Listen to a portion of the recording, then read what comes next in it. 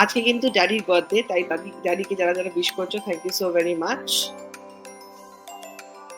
তো তুমি কি আমার যেটা বলছিলে সেটা বলো সবাইকে।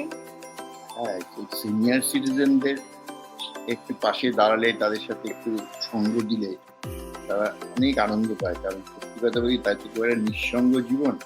তারা তাদের নিজের সংসার থেকে বেরিয়ে এসে বৃদ্ধাশ্রমে থাকে, বা কেউ একা একাই হয়তো বাড়িতে আছে।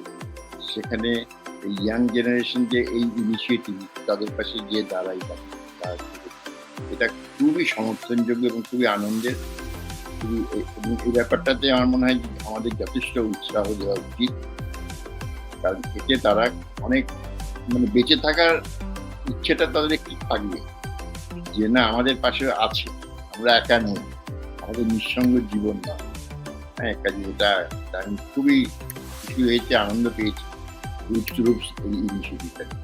Thank you. উপস কিছুই মানে একটা ছোট্ট একটা স্টেপ বলতে গেলে, তুমি একটু কাছাকাছি বস, কিছু হবে না।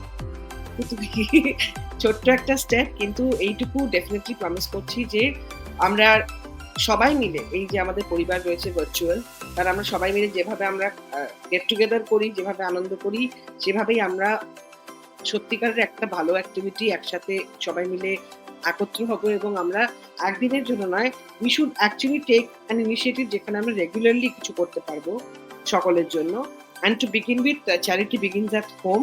আমার মনে হয় আমরা অনেকেই আছি যাদের উই আর লাকি যে আমাদের সিনিয়র সিটিজেন্স, আত্মীয় স্বজনরা রয়েছেন, আমাদের প্যারেন্টসরা রয়েছেন।